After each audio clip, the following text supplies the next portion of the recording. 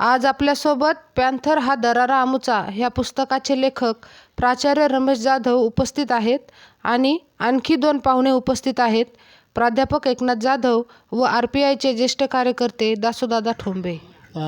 Sir, मी तुमचा पहिला परिचय विचारतो. तुम्ही फक्त तुमचा सुरुवातीला परिचय द्या.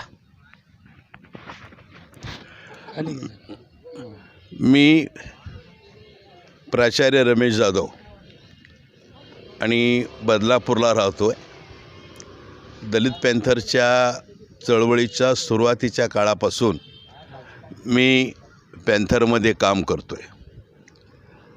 ठाणे जिल्हा पॅन्थरचा दुसरा अध्यक्ष मी होतो.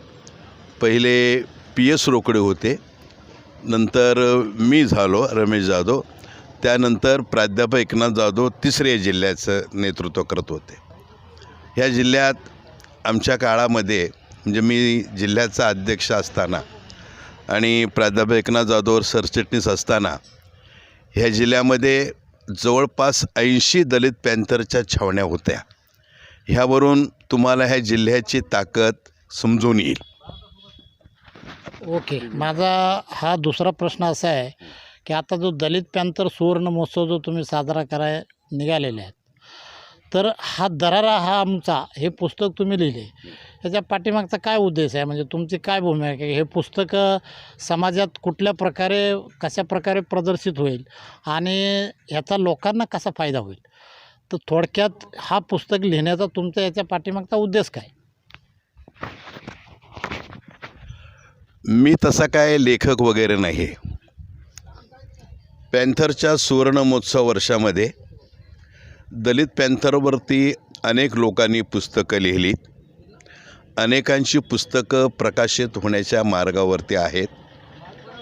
ज्यांनी पॅन्थरवर पुस्तकं लिहिलीत ती वाचताना एक गोष्ट माझ्या अशी लक्षात आली की आपल्या हस्तदंती मनोऱ्यात राहून काल्पनिकरित्या काहींनी पॅन्थरचा इतिहास लिहिला. आणि हे वाचत असताना हेही लक्षात आलं की ज्यांचा चळवळीशी काडीचाही संबंध नाही ती मंडळी आम्ही पॅन्थरमध्ये होतो, आम्ही लढलो वगैरे अशा थापा त्या पुस्तकामध्ये त्यांनी लिहिलेल्या आहेत. आणि मग मला असं जाणवलं की जर खरोखरच जे पॅन्थरमध्ये लढले, जे पॅन्थरमध्ये शहीद झाले, त्याच्यातले अनेक जण मृत्यू झाले आणि काही मंडळी हयात आहेत, अशा मंडळींची कुणी इतिहासात दखल घेणार आहे की नाही. मग मला असं वाटलं की की हरकत नाही, कुणी महाराष्ट्र स्तरावर लिहिलं, कुणी कुठं लिहिलं, पण किमान मी ह्या जिल्ह्याचं नेतृत्व केलं असल्यामुळे मला असं जाणवलं की ह्या जिल्ह्यामध्ये अनेक मंडळी जी बिचारी हयात आहे त्यांच्या कार्याची कुणी दखल घेतलेली नाही. उदाहरणच द्यायचं झालं तर माझ्या बाजूला दासो ठोंबे उभा आहे. प्राध्यापक एकनाथ जाधवना तर सर्वजण ओळखतात, तो भाग वेगळाच त्यांचा आहेच. ही दासो ठोंबेसारखे असे अनेक पॅन्थर्स आहेत की त्यांची कुणी नोंद घेणार नाही, कारण तो बिचारा काय फार मोठा नाही त्यांच्या दृष्टीनं.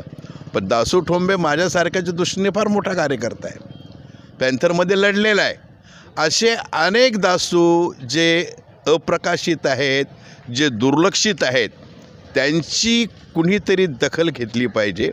या जाणीवपोटी मी हा पॅन्थरचा इतिहास लिहित आहे आणि त्याचं नावच असं ठेवलं आहे की पॅन्थर हा दरारा आमचा. कारण आजही आम्ही जगत असताना त्याच दराऱ्यातून जगतोय, त्याच दराऱ्यातून वावरतोय. ही भूमिका आमची त्याच्या पाठीमागे आहे. सर, मी तुम्हाला सुरुवातीला तुमचा परिचय विचारतो आणि 1-2 मिनटात उत्तर द्यायचं आहे की तुम्ही दलित पॅन्थरमध्ये किती वर्षापासून चळवळीत आहेत आणि तुम्हाला दलित पॅन्थरची चळवळ का करावी वाटली आणि दलित पॅन्थरमध्ये जे लोक घडली ते आज कुठल्या सत्तेमध्ये आहेत किंवा कुठल्या मोठ्या हुद्द्यावर आहेत, किंवा तुम्हाला दलित पॅन्थरचा जो इतिहास आहे तो 2 मिनटात सांगा. पहिला तुम्ही परिचय द्या. मी प्राध्यापक एकनाथ जाधव, मी बदलापूरला राहतो आहे. पण मोहने, RS, झोपडपट्टी एकूणच हा सगळा एरिया मला नवीन नाही. दिवंगत बाबा मोरे, दासू ठोंबे, त्यांची फॅमिली यांच्याशी आमचं रक्ताचं जरी नातं नव्हतं तरी परंतु जीवाभावाची आम्ही सगळी मंडळी या ठिकाणी आम्ही रात्रंदिवस या ठिकाणी वावरत होतो.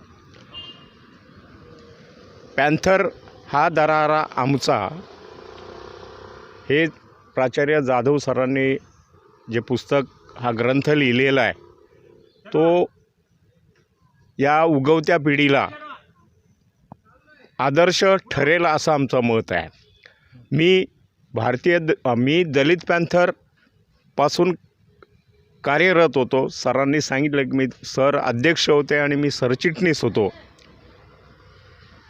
तर पॅन्थर जेव्हा राजा ढालेंनी बरखास्त केली त्यावेळेस आम्ही स्वस्थ बसलो नाही. पायाला भिंगरी बांधून झोपडपट्टीतले सगळे आमचे जीवाभावाचे मित्र बंधू सगळ्यांनी भारतीय दलित पॅन्थर उभी करण्याचा प्रयत्न केला आणि त्यात यशस्वी झालो. आज सत्तेची जी फळं आहेत ती सत्तेची फळं आम्ही चाखली नाही, आम्हाला ती चाखायला मिळणारही नाहीत. परंतु जे चाखतायत ते भरकटलेले आहेत आणि उलट्या दिशेने चाललेले, त्याचं दुःख वाटतं आहे. आणि म्हणूनच आज आम्ही पुन्हा एकदा आमच्यात ऊर्जा निर्माण झालेली आहे की बाबा नव्या पिढीला याची जाणीव झाली पाहिजेत की या लोकांनी ज्यांची नोंदच घेतली नाही. सर खरं म्हणजे ठाणे जिल्हा दलित पॅन्थर ही मुंबईच्या चळवळीला अत्यंत म्हणजे ज्याला म्हणतात की ऊर्जा पुरवणारी, रसद पुरवणारी अशी ठाणे की हा 2 भागामध्ये वाटला गेला का, दलित पॅन्थर किंवा RPI, का दोन्ही एकाच घरचे पक्ष आहे? हे थोडक्यात जरा सांग.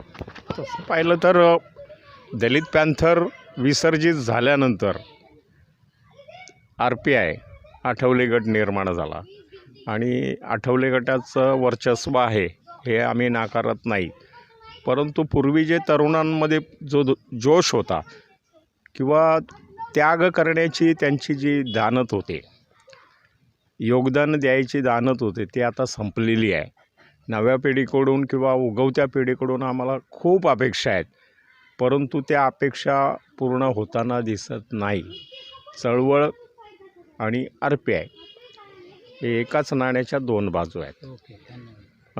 परंतु दलित पॅन्थरची जी ऊर्जा, दलित पॅन्थरचा जो बाणा, तो आता रिपाईकडे पाहिल्यानंतर दिसत नाही, याची आम्हाला खंत वाटते.